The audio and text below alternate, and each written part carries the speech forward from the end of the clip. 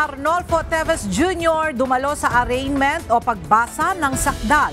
Dating mambabatas naghain ng not guilty plea sa kasong illegal possession of explosives.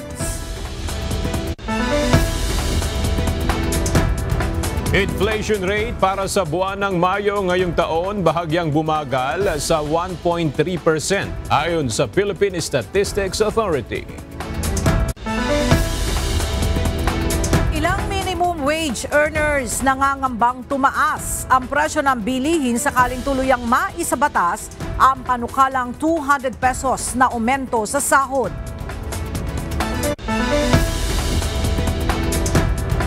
MRT3, LRT1 at LRT2 may libre sakay sa June 12 para sa lahat ng mga commuter.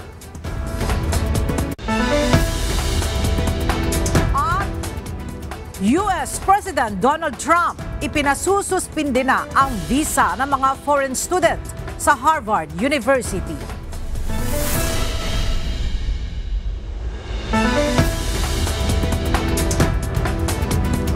Magandang tanghali mga kasangbahan. Ngayon po ay araw ng Huwebes, June 5, 2025.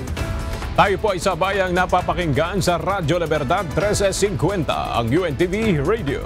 At una sa mga balita ngayong tanghali.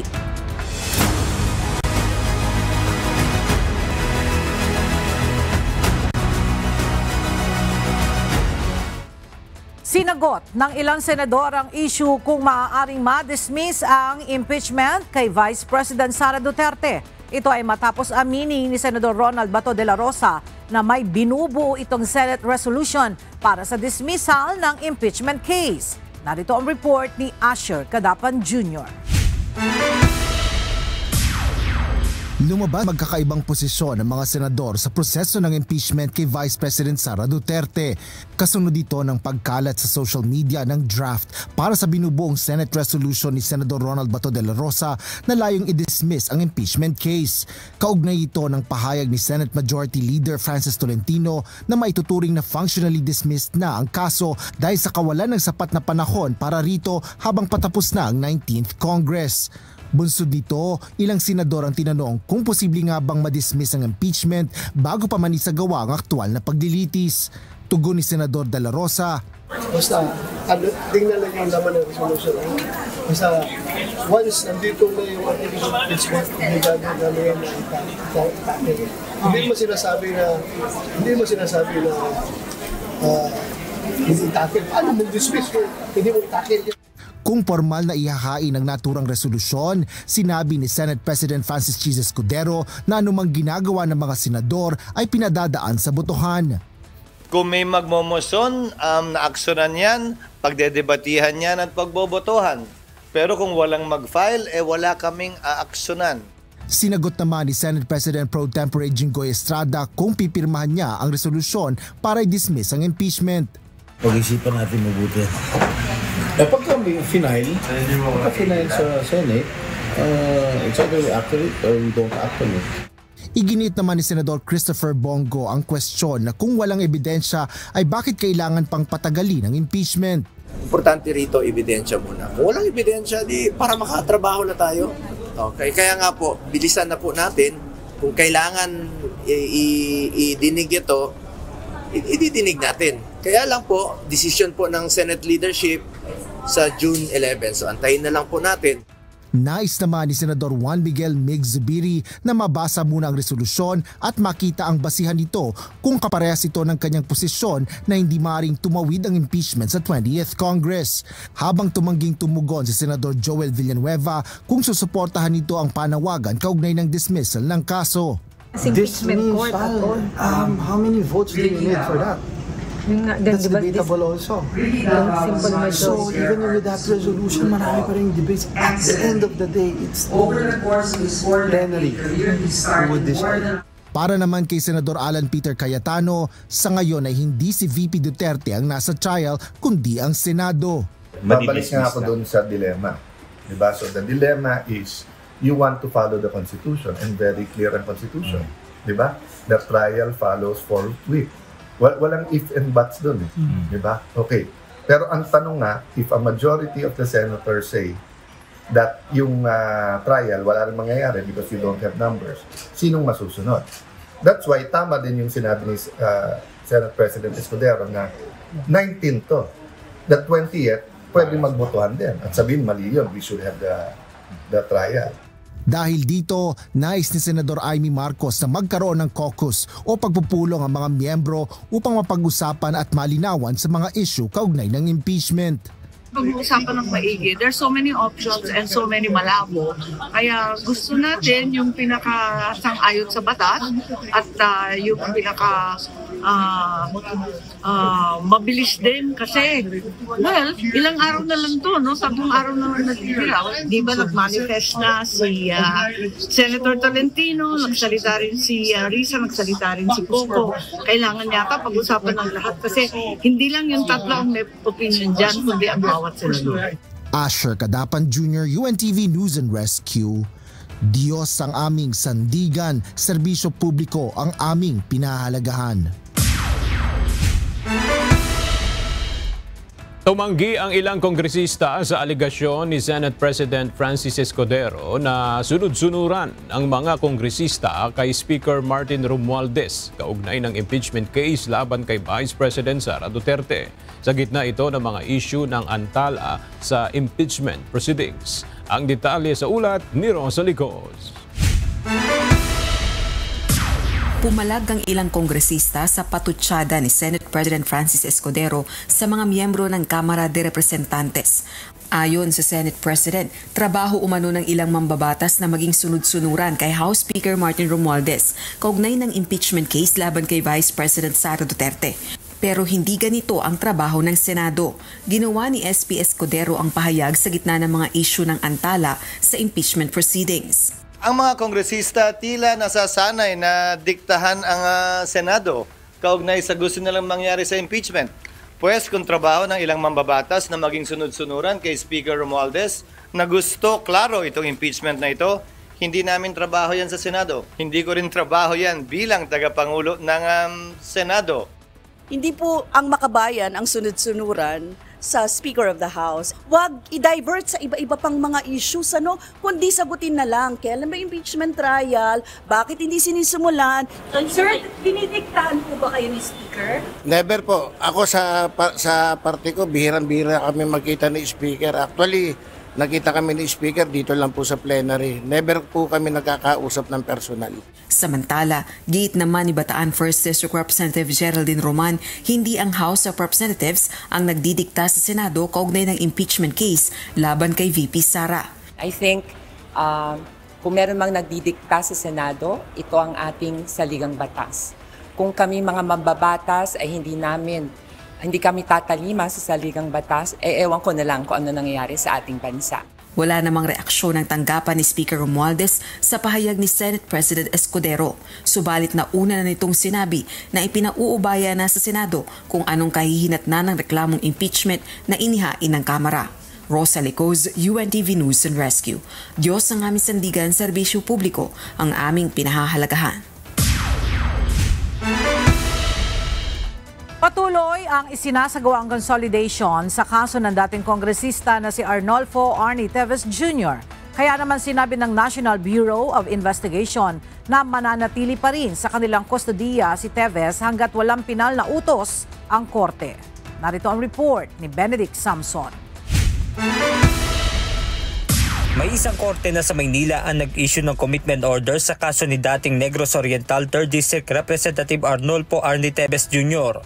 Pero sa dami ng korte na may hawak sa kaso, sinabi ng National Bureau of Investigation na mananatili muna sa kanilang kustodiya si Teves hanggat wala pang pinal na utos ang korte.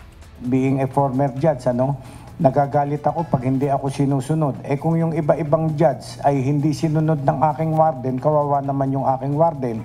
So sabi ko, sige, hold mo muna yan, antayin natin ang final decision ng Manila courts marami para finally ma-determine namin o saan namin finally ita-turn over si Congressman Teves.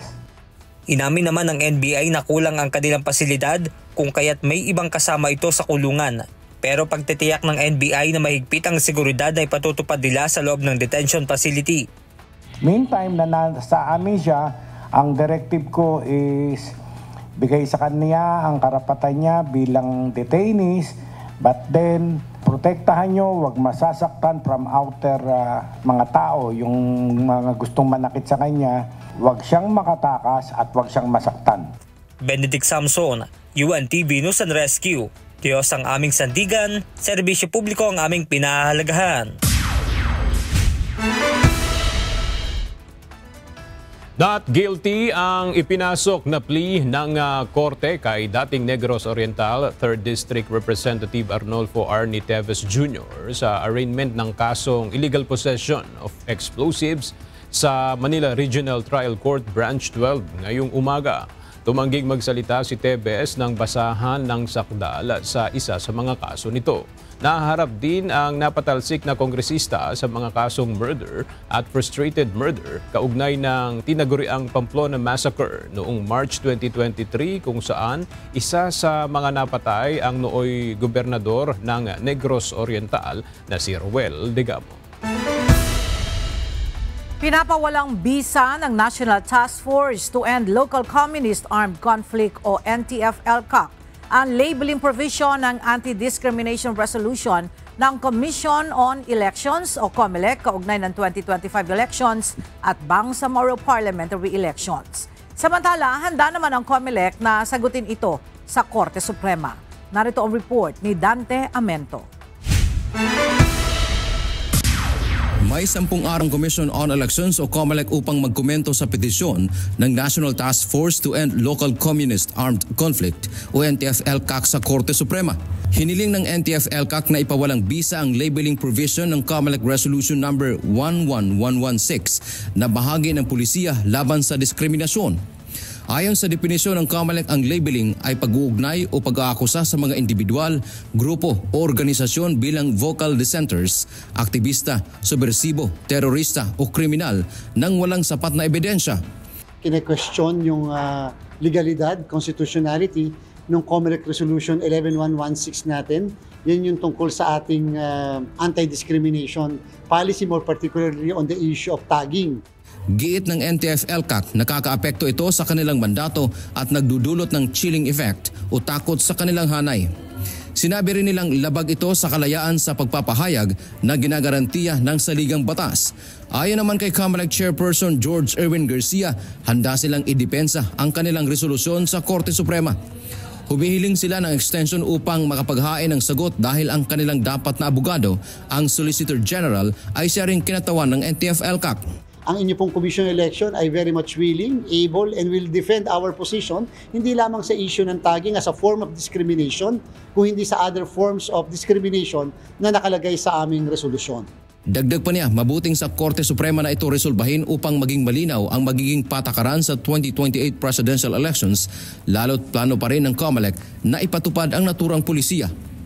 Upang malaman natin kung talaga bang may kapangyarihan ng COMELEC na i-define yung mga bagay na pwedeng magkaroon ng discrimination sa panahon ng kampanyahan, and at the same time kung meron ba kaming kapangyarihan na mag-punish, mag-disqualify ng mga kandidato para dito sa bagay na ito. Binigyang diin ng komisyon na hindi garantiya ang kampanya o halalan para bastusin o labagin ang karapatan kahit pa ng kalaban sa politika.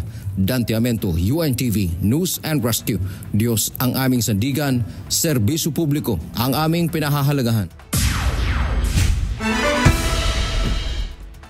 Hindi muna itinuloy ng Commission on Appointments ang pagtalakay sa ad interim appointments nina COMELEC Commissioners Maria Norina Tangaro Kasingal at Noli Pipo dahil sa kakulangan ng oras. Inurong ito matapos ang mosyon ni Representative Ray Villaferte at itinakdang ipagpatuloy sa June 10, 2025. May ilang tutol sa kumpirmasyon ng dalawang opisyal, kabilang si Duterte Youth Chair Ronald Cardema, na naghain ng reklamo kaugnay ng umano'y pagkiling ng dalawa sa ilang desisyon ng COMELEC. We would like to convey our strongest opposition to these two temporary government officials in the COMELEC. The character of these two has been tested 3 weeks ago, and clearly they have failed in this test. They have twisted the results of democracy and the sovereign will of more than 2.3 million Filipinos.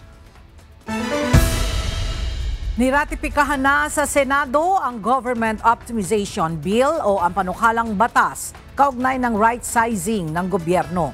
Ito ay matapos mapagkasunduan ng Bicameral Conference Committee ang magkaibang probisyon ng panukala mula sa dalawang kapulungan ng Kongreso.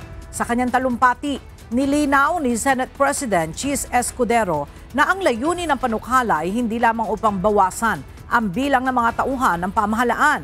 Hangad din nitong mas mapabuti, mapahusay at gawing mas epesyente ang serbisyo ng pamahalaan upang mas tumugon ito sa pangangailangan ng taong bayan. Sa ganitong paraan, anya, matitiyak na ang buwis na ibinabayad ng mamamayan ay nagagamit sa tamang paraan. Bahagi ang Government Optimization Bill ng 12 priority bills na nais maipasa ni Pangulong Ferdinand Marcos Jr. bago matapos ang ika-19 na Kongreso. This is no mere downsizing measure. It is about upsizing the number of personnel deployed where they can best serve the people. With that said, I move, Mr. President, that the joint explanatory note on the disagreeing provisions of Senate Bill number 890 and House Bill number 7240 be read in toto into the records and that the Bicameral Conference Committee report be ratified by the body. With the permission of the Majority Leader, I so move, Mr. President. Is there any objection? There being none, motion is approved. The Conference Committee report on the disagreeing provisions of Senate Bill number 890 and House Bill number 7240 is hereby approved and ratified. Pasado na sa ikatlo at huling pagbasa sa Kamara ang House Bill 11400 na layong palawakin ang mga benepisyo at pribilehiyo ng mga senior citizen. Kabilang dito ang pagbibigay ng 20% discount sa gamot, food supplements, professional fees, PNVS at expressway tolls, maging online o offline ang transaksyon. May 15% discount din sa kuryente at tubig kung pasok sa limitasyon at nakapangalan sa senior citizen. May dagdag na 8.5% discount sa basic goods at benepisyo ng libreng parking, exemption sa number coding scheme at 25,000 pesos death benefit para sa mga kamag-anak ng yumao. Nagpulong sa Malacanang kahapon sina Pangulong Ferdinand Marcos Jr. at Singaporean Prime Minister Lawrence Wong. Napagkasunduan ng dalawang lider na lalo pang palakasin ang kooperasyon ng Pilipinas at Singapore sa mahalagang larangan. Narito ang report ni Nel Maribohok.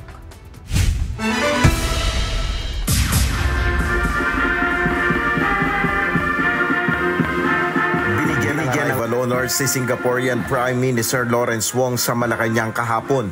Personal na winelcome ni Pangulong Ferdinand Marcos Jr. at First Lady Lisa Marcos ang Prime Minister at si Mrs. Wong.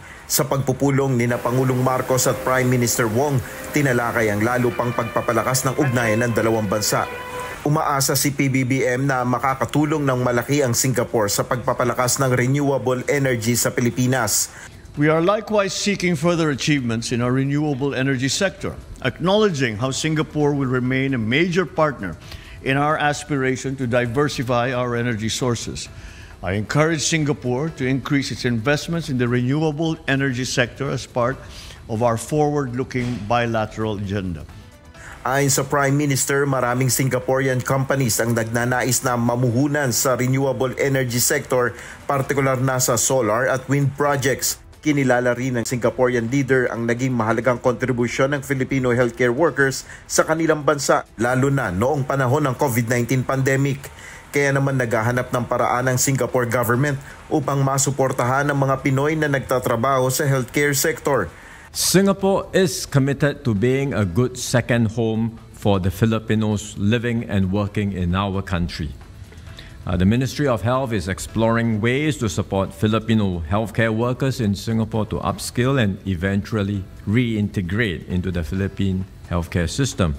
Nais ring palakasin ng Singapore ang kooperasyon nito sa Pilipinas pagdating sa digitalization. Nagpahayag naman ng buong suporta ang Singaporean leader sa ASEAN chairmanship ng Pilipinas sa susunod na taon. Ito ang kauna-unahang official visit ni Prime Minister Wong sa Pilipinas. Nel Maribuhok, UNTV News and Rescue.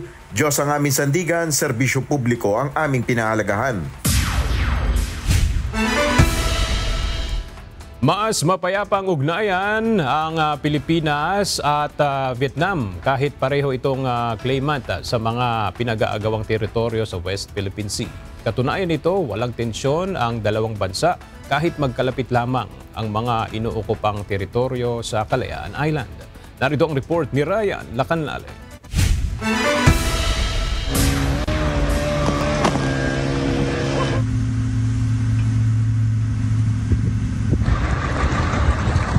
Ang China ay mabilis na gumawa ng mga hakbang gaya ng Ranger Challenge, Shadowing at iba pa upang itaboy ang mga lumalapit sa loob ng 12 nautical miles na kanilang inaangking teritoryo sa West Philippine Sea.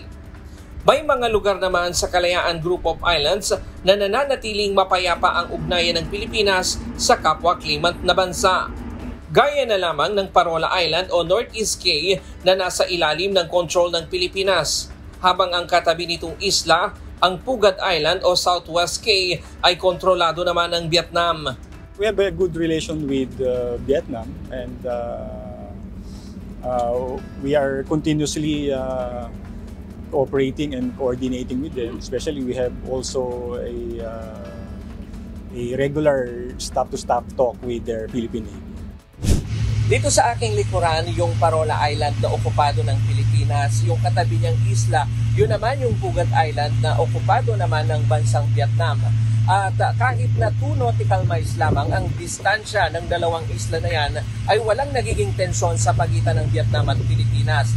At katunayan, nagkakaroon ng regular na pagbisita yung mga sundalo ng mga Vietnamese doon sa occupied na teritoryo ng Pilipinas at gayon din yung ating mga sundalo ay bumisita o bumibisita doon sa Pugat Island na okupado naman ng bansang Vietnam. Ayon sa Philippine Navy, mahalaga ang ganitong uri ng ugnayan sa mga karatig bansa na kapwa may claim sa South China Sea. We have some friendly games, we have some cultural show, exchange ideas and views. Very important po yung cooperation natin especially with our mine-like nations, allied nations, and especially yung mga neighbors po natin dito sa West Philippine Sea. Very important po na yung cooperation ng bawat bansa po ay regularly mangyayari po. Exactly po. Pwede po mag-exist without any tension or any other violence. Ngunit kapansin-pansin na ang isla na okupado ng Pilipinas ay hindi gaanong nade-develop kumpara sa Pugat Island na kontrolado ng Vietnam na may mga instruktura, pasilidad at patuloy na mga improvements sa iba't ibang bahagi nito. Gayunman, tiniyak ng sandataang lakas ng Pilipinas na hindi nila pababayaan ang mga islang sakop ng bansa alang-alang sa kinabukasan ng Pilipinas. Ang mga kasandulahon po natin, specifically ang Philippine Navy at ang Philippine Marines ay nandito po, is to protect our territory. Mga overlapping po yung mga ibang islands and this island feature po, we have to defend and protect po for the future of our country. Tiniyak din ng pamunuan na hindi napapabayaan ang mga sundalong nakadeploy sa mga isla ng Pilipinas kahit pamalayo ito sa kanilang mga mahal sa buhay at hindi madaling madestino sa ganitong lugar. Ryan Lacanlale, UNTV News and Rescue. Diyos ang aming sandigan, serbisyo publiko ang aming pinahahalagahan. Re-resolbahin sa loob ng 60 araw ang nakabinbing kaso ng mga pulis sa National Police Commission. Base sa kautusan ni NAPOLCOM Vice Chairperson at Executive Officer Attorney Rafael Vicente Calinisan, dapat tapusin ang isang kaso mula initial evaluation hanggang makapaglabas ng resolution. Mula sa Camp Crame, may report si Leia Ilagan live.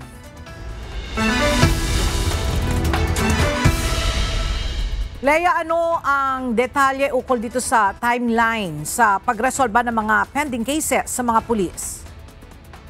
Magandang tanghali sa iyo, Ella, bilang bahagi ng kautusan ni Pangulong Ferdinand Marcos Jr. na pabilisan ang pagliliki sa mga kaso ng mga tiwaling pulis. Ipinagputos na ni NAPOLCOM Vice Chairperson at Executive Officer Attorney Rafael Vicente Calinisan na tapusin ang investigasyon hanggang sa paglalabas ng resolusyon sa bawat kaso ng mga pulis sa loob lamang ng 60 araw. Ayon kay Attorney Calinisan, ito'y upang masiguro na mapapanagot ang mga abusadong pulis. Dagdag ni Attorney Calinisan, dapat na ipatupad ang parusa ng mabilis, patas at walang takot. Sa prosesong iniutos ng NAPOLCOM ELA, dapat ay matapos sa loob ng 1 araw ang evaluation sa reklamo, habang 2 araw naman ang ilalaan sa pre-charge investigation. 5 araw naman ang ibibigay sa mga respondents para magsubmite ng kanilang counter affidavit. 3 araw ang ilalaan hanggang sa matapos ang investigasyon. Kailangan namang maisumite sa loob ng 5 araw ang investigation report at draft ng formal charge. Kapag napatunayan na may pagkakamali, kailangan mailabas ang formal charge sa loob ng 1 araw. Aabuti naman ng 28 araw mula sa pagpapatawag sa mga respondents hanggang sa pagdinig ng kaso. 14 na araw naman ang ibibigay sa NAPOLCOM NBank para magdesisyon o maglabas ng resolusyon. Ang pinabilis na proseso ELA sa pagsusulba sa mga kaso ng pulis ay hindi lamang para maparusahan ang mga nagkamali, kundi pati na rin upang maibalik ang tiwala ng publiko. Ella? Alright, maraming salamat, Leia Ilagan. Bahagyang bumaba ang naitalang inflation rate sa bansa para sa buwan ng Mayo ngayong taon. Base sa report ng Philippine Statistics Authority o PSA, bahagyang bumagal sa 1.3% ang inflation rate noong Mayo na mas mababa kumpara sa 1.4% na naitala noong Abril. Lubhang mas bababa rin ito kung ikukumpara sa 3.9% na naitala sa kaparehong panahon noong 2024. Pangunahin sa mga nag-ambag ng pagbagal ng inflation rate ay ang mas mabagal na pagtaas ng presyo ng housing, tubig, kuryente, gas at iba pang produktong petrolyo. Gayon din ang mas mabagal na pagtaas ng presyo ng restaurants and accommodation services, pati na ang transportation services. Aprobado na sa House of Representatives ang panukalang 200 pesos na dagdag sa arawang sahod ng minimum wage workers sa private sector. Lumusot ang panukala mahigit 1 linggo bago ang sine die adjournment ng 19th Congress. Ang detalye sa ulat ni Rosalie Coz. Aprobado na sa ikatlo at huling pagbasa ng House of Representatives ang House Bill No. 11376 o panukalang 200 pesos na aumento sa arawang sahod ng minimum wage workers sa pribadong sektor. 172 ang bumoto ng pabor sa legislated daily wage increase sa plenaryo ng Kamara hapon ng Miyerkules, June 4. Mahigit 3 dekada na ang nakalilipas mula ng aprubahan ng Kongreso ang isang legislated minimum wage.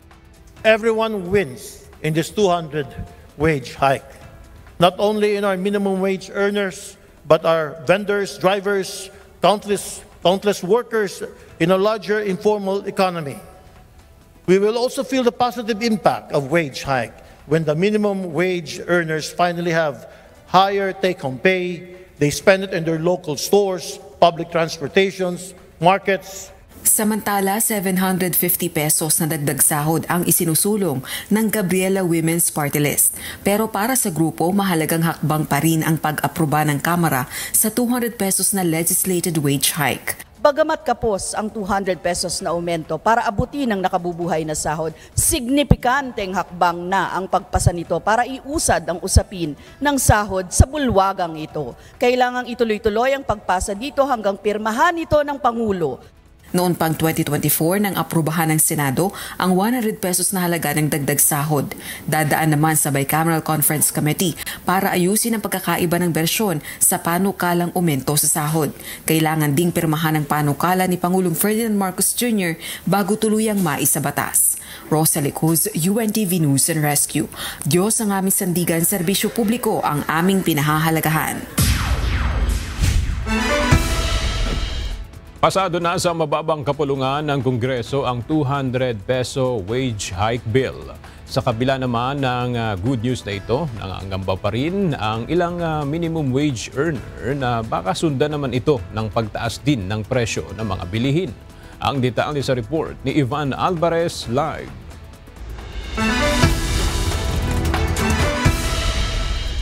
Ivan, ibig bang sabihin yan, baka mabaliwala lang din yung dagdag sahod dahil magiging pansagot lang ito sa itataas naman sa presyo ng mga pangunahing bilihin?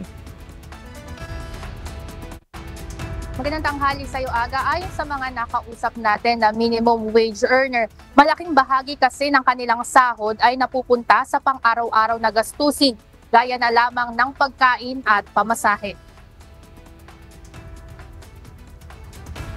Malaking bagay ang inaasahang 200 pisong aumento sa sweldo ng mga minimum wage worker. Anila, karagdagang budget ito upang matugunan ang iba't ibang gastusin sa buhay.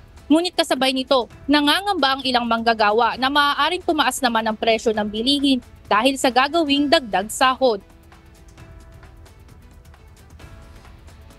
Kasi napapansin ko, pag tumataas yung sahod mo, may tumataas din yung presyo ng bilihin eh. Parang bumabawi yung mga employers natin pagdating sa ganyan. Ayon kay Joshua, sumasapat naman sa kanya ang kanyang buwan ng sweldo, lalo na at wala pa itong binubuhay na pamilya. Ngunit may mga pagkakataon din na nagkukulang ito dahil sa patuloy na pagtaas ng mga bilihin sa merkado. Samantala, hinihikayat naman ng presidente ng Federation of Free Workers na si Attorney Sonny Matula ang mga employer na huwag ipasa sa mga ordinaryong manggagawa ang gagawing dagdag sahod, lalo na ang nakakatipid naman ng mga ito ng tax incentives mula sa gobyerno. Dagdag pa ni Attorney Matula, sa pamamagitan ng dagdag sahod, mas gaganda ang ekonomiya ng bansa dahil lalakas ang purchasing power o kakayahan ng mga Pilipino na bumili ng produkto at serbisyo. Aga, sa kabila ng pangamba ng ilang minimum wage earner, kaugnay ditong kaakibat ng dagdag aumento sa sweldo, malaking bagay pa rin itong 200 pesos na dagdag sahod, lalo na at malaki ang ginagastos ng pangkaraniwang pamilyang Pilipino sa araw-araw. Yan muna ang update mula dito sa Quezon City. Balik sa inyo dyan, Aga. Maraming salamat, Ivan Alvarez. Nanawagan ang Department of Education ng mas maraming volunteers sa Brigada Eskwela 2025 para sa pagbubukas ng klase sa June 16. Sa temang Sama-sama para sa Bayang Bumabasa, binigyan diin ni Education Secretary Sani Angara ang kahalagahan ng bayanihan sa paghahanda ng paaralan at pagpapalakas ng literacy. Kabilang sa mga aktibidad sa Brigada Eskwela ay ang reading sessions, paglilinis at pagkukumpuni ng mga silid-aralan at gamit sa paaralan, gaya ng upuan at mga lamesa. Maaari rin mag-donate ng mga learning materials, school furniture at equipment at iba pang supplies para sa mga mag-aaral. Pinatitiyak ni Pangulong Ferdinand Marcos Jr. sa Department of Trade and Industry o DTI na magiging abot kamay ang presyo ng school supplies ngayong nalalapit na ang pasukan. Ayon kay Palace Press Officer Yusek Claire Castro, nais ng Pangulo ang mabilis at epektibong paglilingkod sa taong bayan. Kaya naman ayon sa Malacanang, naglabas na ang DTI ng price guide para sa school supplies, kung saan 29 na school items sa anya ay bumaba ang presyo kumpara noong nakaraang taon. Paalala ng Malacanang, bumisita sa website ng DTI para makita ang gabay sa presyo ng mga gamit pang-eskwelahan. Magbibigay ang administrasyon ni Pangulong Ferdinand Marcos Jr. ng 1 milyong libreng SIM card sa mga guro at estudyante sa mga liblib na lugar bilang bahagi ng Bayanihan SIM project ng Department of Information and Communications Technology. Ayon kay DICT Undersecretary Paul Joseph Mercado, may kasamang 25 GB monthly data ang mga SIM card. Ipamamahagi ito sa mga lugar na tinukoy ng NEDA bilang geographically isolated and disadvantaged areas. Layunin ng proyekto na palawakin ang internet access at hikayatin ang mga telco na mag-invest sa malalayong komunidad. Magsisimula ang distribusyon sa pagtatapos ng ikalawang quarter ngayong taon. Planong makipagpulong ng Department of Information and Communications Technology o DICT sa mga social media platforms. Ito'y upang pag-usapan ang mga solusyon upang pigilan ang paglaganap ng fake news sa Pilipinas. Ang detalye sa report ni Ivan Alvarez. Patuloy na kinakaharap ng bansa ang suliranin pagdating sa fake news at disinformation na siya rin namang tinutugunan ng pamahalaan. Ayon kay Department of Information and Communications Technology o DICT Secretary Henry Aguda, plano ng kagawaran na makipag-usap sa mga international social media platform owner gaya ng Meta at Google upang labanan ang fake news. Ito'y sa pamamagitan ng geolocking at geoblocking mechanisms. Yung mechanism ng geoblocking, kapag may nakita ka na, alam mo na, fake or site, na nanggugulo lang, pwede ba wag na namin makita sa Pilipinas? Ganon. Same with illegal gambling. Pwede ba hindi na rin namin makita? Ayon kay Secretary Aguda, bukod sa awareness campaign na ibinibigay sa publiko, kailangan rin ng mas maigting na aksyon mula sa mga otoridad upang labanan ang paglaganap ng maling impormasyon.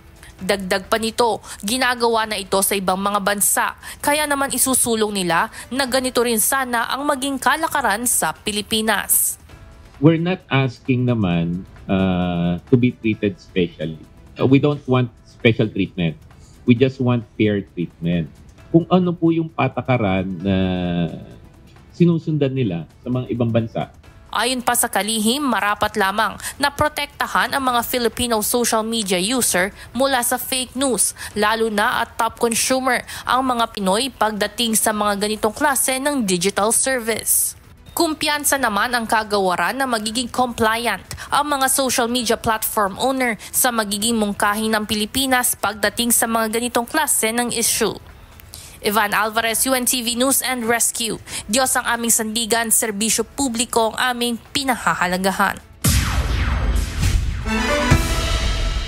Inaasahan tatapusin na ng House Joint Committees on Public Order and Safety, Information and Communications Technology and Public Information ang pagdinig kontra pagkalat ng fake news, misinformation at disinformation. Ilang panukalang batas na ang inihain sa Kamara kaugnay nito. Mula sa House of Representatives, makibalita tayo kay Rosalie Coz live. Rosalie, ano ang update sa hearing na isinasagawa ng joint panel sa House of Representatives?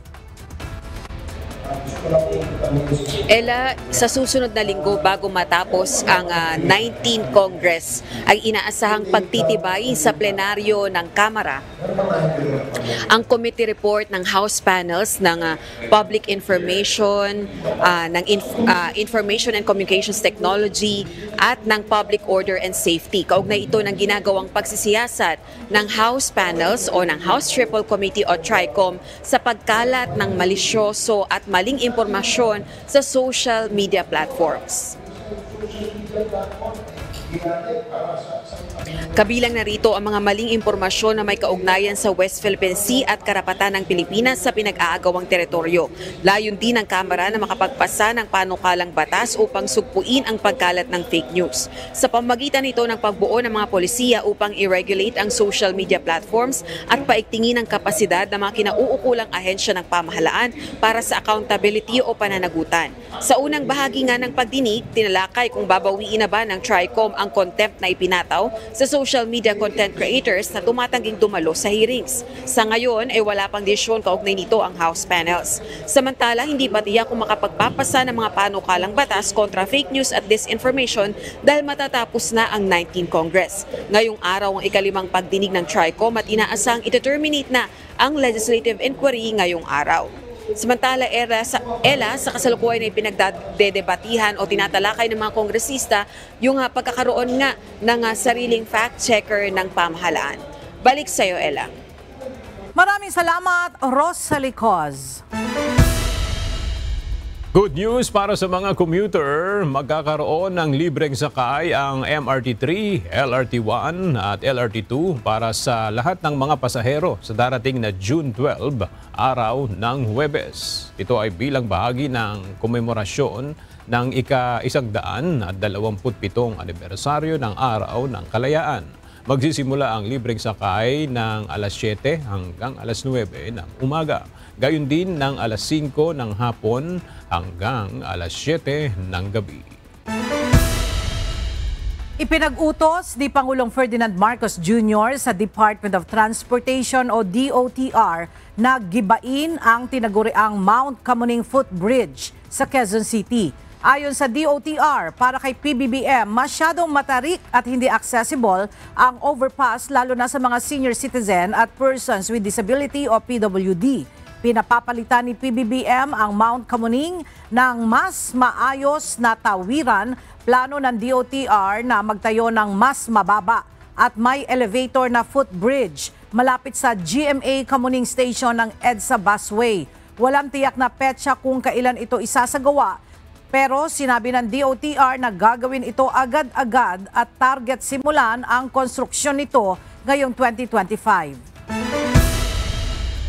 Inanunsyo ng Department of Public Works and Highways o DPWH na magsisimula na bukas, June 6, ang pagkukumpuni sa expansion joints sa northbound lane ng M. Rojas Jr. Flyover sa Maynila. Sa public advisory ng DPWH, sinabi ng North Manila District Engineering Office na magsisimula ang pagkukumpuni ng alas 10 ng gabi ng Biyernes at magkakaroon ng partial lane closure. Dahil dito, pinayuhan ang mga motorista na gumamit ng service roads bilang alternatibong ruta. Bahagi ito ng Build Better More program para sa mas ligtas na kalsada sa Metro Manila. Ngayong nagsimula na ang rainy season, naghahanda na ang Metropolitan Manila Development Authority o MMDA sa mga posibleng pagbaha, dulot ng madalas na pag-ulan. Tiniyak ni Engineer Michael Dose ng MMDA na gumagana ang 71 pumping stations sa Metro Manila na makatutulong sa mabilis na paghupa ng baha. Nananawagan din ito sa publiko na huwag magtapon ng basura sa mga estero dahil ito ang madalas na dahilan ng pagkasira ng kanilang mga equipment. Ngayong opisyal nang pumasok ang rainy season sa bansa, pinag-iingat ng Department of Health ang publiko sa mga sakit na karaniwang tumataas ang kaso tuwing umuulan. Ang detalye sa ulat ni Mia Alonzo. Muling nagpaalala ang Department of Health sa publiko na maging maingat sa mga posibleng maging sakit ngayong pagpasok ng tag-ulan. Wild diseases, waterborne, all the infectious diseases, leptospirosis, dengue. I'm getting increased reports of dengue cases in some places. Ayon kay Health Secretary Ted Herbosa, dengue ang isa sa posibleng tumaas lalo na ngayong tag-ulan dahil sa mga area na maaaring maimbakan ng tubig na maaaring pamugaran ng dengue. So reminder lang to all the communities, Taob, Taktak, Tuyo, Takip. We started this last March na kasi nga tumaas tayo in the first quarter of the year.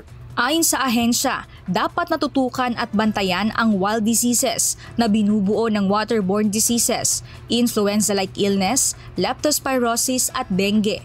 Nakukuha ang mga waterborne diseases kapag nakainom ng marumi o kontaminadong tubig. Ang influenza-like illness o trangkaso ay nagdudulot ng lagnat, ubo, sipon at pananakit ng katawan. Karaniwang lumalala sa malamig at maulan na panahon.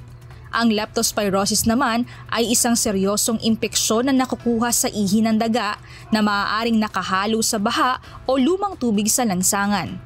At ang dengue na patuloy na banta sa kalusugan ngayong tag-ulan ay nakukuha sa kagat ng lamok na Aedes aegypti. Ang uri ng lamok na aktibo tuwing maulan at basa ang kapaligiran. Ngayon tag-ulan, the expected, this is the season for dengue, tataas uli yan. So very important, remind people to clean up their surroundings for the breeding places. Kaya naman payo ng ahensya na bantayan ang kalusugan ng pamilya at panatilihing malinis ang kapaligiran, maging ang mga pagkain o inumin na ipapasok sa katawan. Sakaling makaranas naman ng sintomas, agad na magpakonsulta sa doktor dahil ang pagiging maagap at maalam ay mahalagang sandata ngayong panahon ng tag-ulan. Mia Alonso, UNTV News and Rescue. Diyos ang aming sandigan, serbisyo publiko ang aming pinahahalagahan.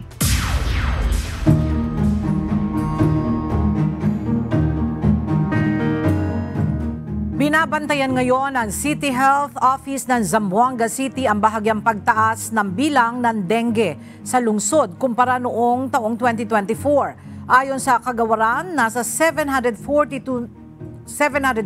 na ang bilang ng dengue cases sa Zamboanga mula Enero hanggang buwan ng Mayo, kung saan 3 sa mga kasong ito ang nasawi. Mas mataas ito ng 42% kumpara sa kaparehong panahon noong 2024. Mahigit kalahati sa mga biktima ay ang mga bata na nasa edad 1 hanggang 10 taong gulang. Ayon kay City Health Officer Dr. Dulce Miravite, hindi pa naman lagpas sa epidemic level ang mga kaso, pero patuloy ang monitoring dahil sa posibleng outbreak tuwing 2 hanggang 3 taon.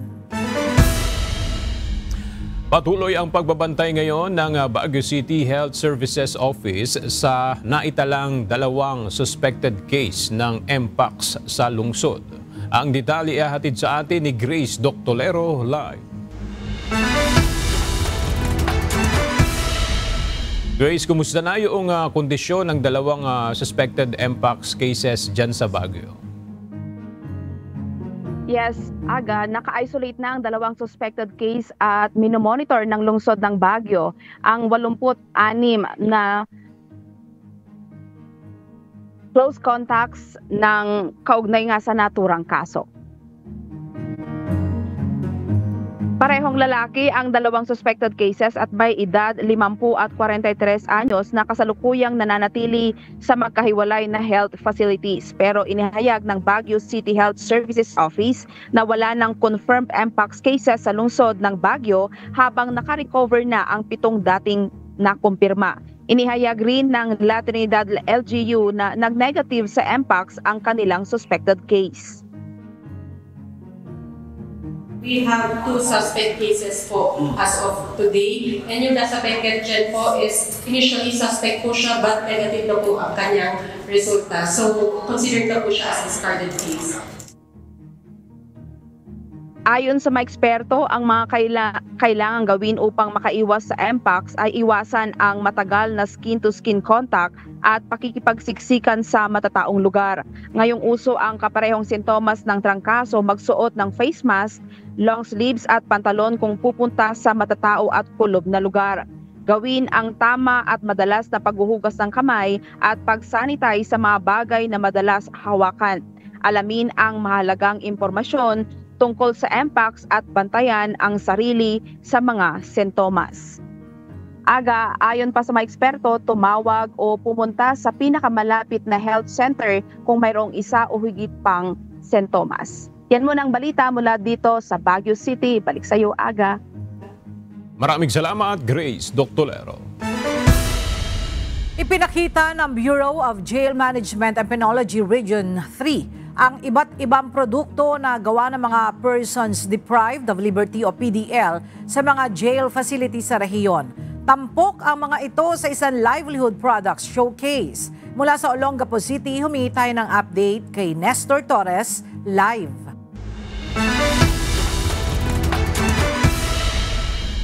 Nestor, anong klaseng mga produkto ang makikita dyan sa livelihood showcase ng BJMP Region 3?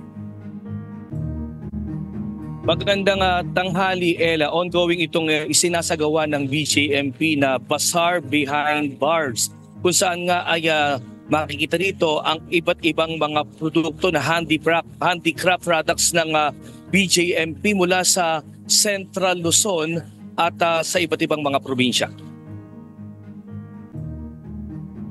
Iba't ibang produkto na gawa ng mga person deprived of liberty o PDLs ang nakadisplay ngayon dito sa promenade area sa Ayala Malls sa Harbor Point sa Subic Freeport Zone sa Olongapo City. Ang mga produkto ay gawa ng mga preso mula sa 39 na BGMP facility sa rehiyon. Nasa mahigit 1,000 livelihood products ang maaaring mabili rito. Kabilang ang mga bayong bag, mga beads products na ginawang bonsai tree, wallet at keychain, cellphone, at maging mga bags at mayroon ding mga basket na gawa na saratan at ilang mga recyclable products gaya ng coffee sachet na ginawang bags at wallet. Bukod pa ang mga painting na mabibili sa halagang 1,000 to 2,000 pesos depende sa laki. Ayon kay Jail Chief Superintendent Paulino H. Moreno, Regional Director ng BGMP Region 3, sa pamamagitan ng Bazaar Behind Bars ay nabibigyan nila ng pagkakataon ang mga PDL na kumita kahit nasa loob sila ng piitan. Katunayan na hindi hadlang ang rehas para sila ay umudlad at magbagong buhay. Ito ang patunay na kapag ang isang tao ay nakulong, may pagbabago pa rin na magaganap sa kanyang buhay. In fact, yun ang pinaka gustong mangyari ng BGMP ay maging skilled uli sila. Ang focus nila ay mapunta sa livelihood para paglabas nila, hindi na sila maging problema sa security ng ating mga komunidad. Ella, sa ngayon ay tuloy-tuloy yung mga kababayan natin dito na namimili para dito sa mga gawang produkto ng mga PDL at katunayan isa itong wall clock na nagkakahalaga ng 1,200 pesos na gawa sa ratan at kawayan. At meron din ditong tree house, itong nagkakahalaga yung small ng 1,200 at gawa naman ito sa bamboo stick at merong mga beads at ito naman ay ganun din na nagkakahalaga naman ng 1,200 to 1,500 pesos na murang-mura lang na maaari ring magamit at ma-display sa mga bahay at nakatulong pa nga dito sa mga PDL. At yan muna ang ating latest live mula dito sa Olongapo City. Balik sa iyo, Ella. Maraming salamat, Nestor Torres.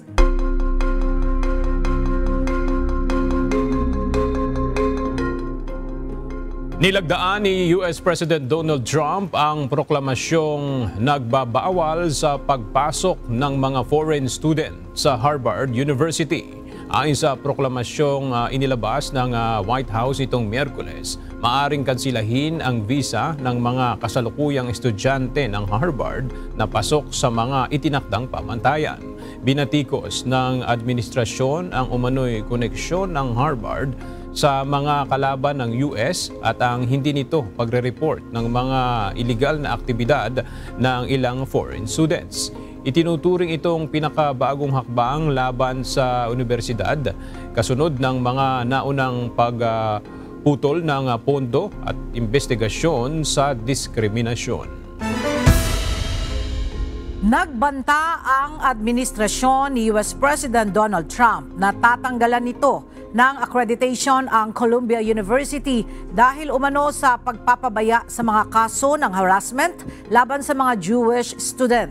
Ayon kay US Education Secretary Linda McMahon, nilabag ng universidad ang Title VI, isang batas laban sa diskriminasyon ng mga institusyong tumatanggap ng pondo mula sa pamahalaan. Kapag nawala ang accreditation, mawawala rin sa Columbia ang access sa federal funding at ang mga estudyante nito ay di na makakakuha ng student aid. At sa ating pong iiwang mga salita ng Diyos na ating sandigan mula sa Aklat ng Kawikaan, Kapitulo 23, versikulo 12 na nagsasabi, "Ihilig mo ang iyong puso sa turo at ang iyong mga pakinig sa mga salita ng kaalaman."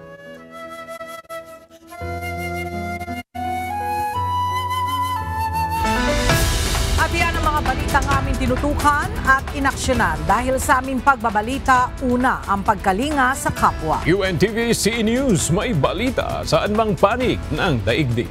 At dito sa UNTV, Diyos ang aming sandigan, serbisyo publiko ang aming pinahahalagahan. Magandang tanghali.